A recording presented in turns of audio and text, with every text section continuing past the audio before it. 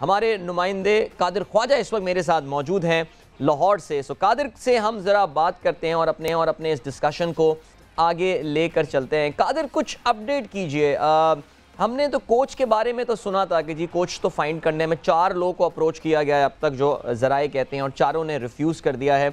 अब chief selector वाला जो है वो भी इशू आ रहा है। अभी हमने खबर भी ये शामिल की कि जी कोई चीफ़ सेलेक्टर भी बनने को तैयार नहीं है। तो ये तो मामला कादिर बड़े मुश्किल हो जाएंगे पाकिस्तान क्रिकेट बोर्ड के लिए, बिकॉज अब तो कोई कॉम्प्रोमाइज सोल्यूशन पे जाना पड़ेगा अगर ऐसा ही रहा। बिल्कुल आपने सही कहा है। ये अनसर्टेनिटी जब तक बरकरार रहेगी बोर्ड में और सियासी मामलात में, तो कोई भी गैर मुल्की कोच पाकिस्तान आने को तैयार नहीं होगा, रजामंदी शो नहीं करेगा। जिस तरह मिकी ऑर्थर ने पहले रजामंदी शो की थी, लेकिन उसके फौरी बाद आप देखिए कि डर्बीशायर के साथ उन्होंने कहा जी मेरा कॉन्ट्रैक्ट है और मैं नहीं आ सकता।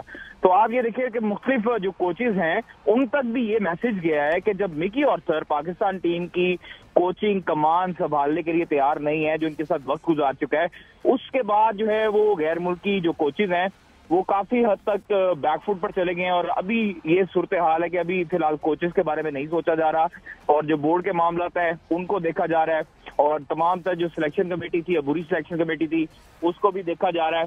तो अभी तो ये नहीं है कि गैर मुल्की कोचेस जो है उनको अप्रोच किया जाए। मुल्की कोचेस में हमारे पास कादिर क्या अपॉर्चुनिटी, क्या ऑप्शंस हैं हमारे पास पाकिस्तान में? सकलैन ज़ाहिर है वो भी कोई उनका कोई इतने रेज्यूमे इतना स्ट्रॉन्ग नहीं था। कुछ नाम सामने आ रहे हैं अगर मुल्की कोच ही लाने की बात की जा रही है। देखिए, मुझे जहां तक जो नाम पता लगे हैं जूनियर सिलेक्शन कमेटी के हवाले से, तो उसमें कामरान अकमल भी हैं जो हमें ज़राए ने बताया।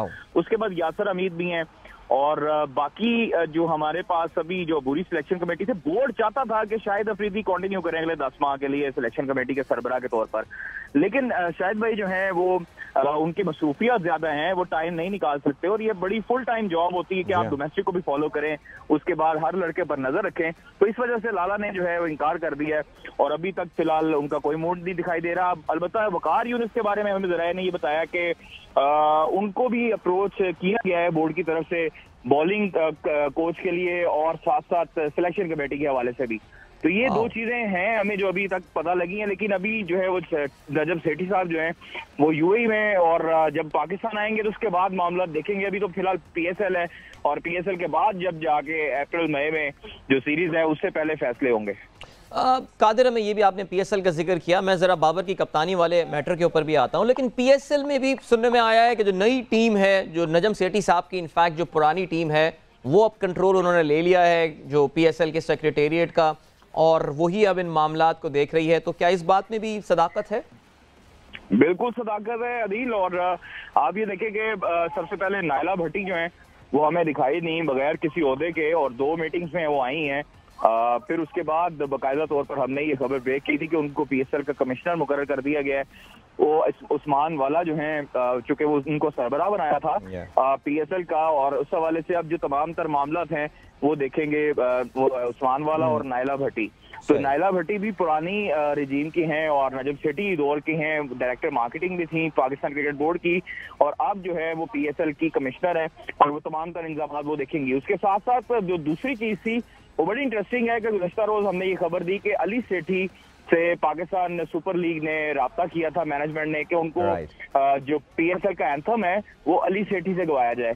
अलबत्ता अब जो है वो नजम सेठी ने अली सेठी को मना कर दिया, और कॉन्फ्लिक्ट ऑफ इंटरेस्ट आता है कि अपने ही बेटे को ये कॉन्ट्रैक्ट दे देंगे। तो इस वजह से ये तमाम तर चीजें जो है वो चल रही थी। That would have been good. Ali Sethi I am sure बड़ा अच्छा गाना बनाते, लेकिन चलें कोई बात नहीं।